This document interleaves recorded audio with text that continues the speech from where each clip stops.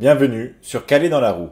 On se retrouve aujourd'hui pour la preview de la première course World Tour d'un jour, la Cadel Evans Great Ocean Road Race, dont le nom met à l'honneur le meilleur coureur australien de l'histoire, notamment vainqueur du Tour de France 2011.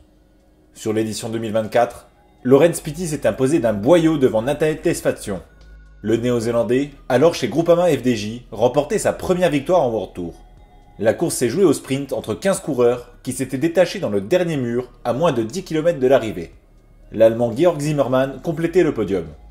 Jusqu'à l'ajout du sprint de Copenhague cette année, la Cadel Evans Race était la classique la plus récente du World Tour. Dimanche, ce sera la 9e édition, et personne n'a jamais levé les bras à 2 reprises à Geelong. Les 8 vainqueurs différents, pas tous très prestigieux, partagent donc un incroyable record de 1 victoire sur une classique World Tour. Le parcours est assez similaire chaque année, 100 km à peine vallonnés, avant d'arriver sur un circuit à parcourir 4 fois.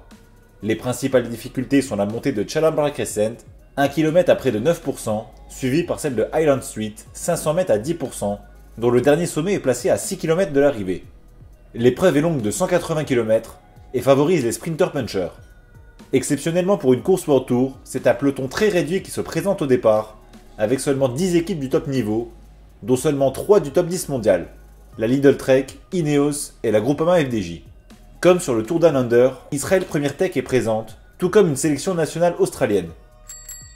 Historiquement, la course est finie 6 fois sur 8 par un sprint en comité réduit, avec un groupe de 15 à 25 coureurs.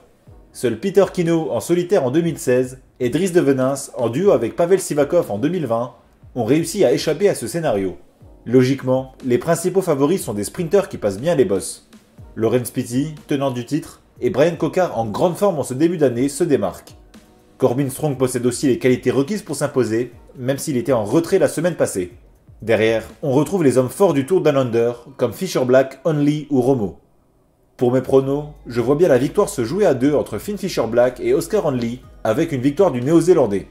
Dans mon scénario fantasy, Magnus Sheffield sortirait du restant du peloton dans les derniers kilomètres pour finir 3ème. Techniquement, ne pas miser sur une arrivée groupée, c'est déjà une hot take en soi, mais je vais rajouter que je vois bien un coureur de l'équipe nationale australienne finir dans le top 10, notamment Liam Walsh, voire Zach Marriage. En tout cas, le déroulé de la course est loin d'être écrit à l'avance, et les 15 dernières minutes promettent d'être frénétiques.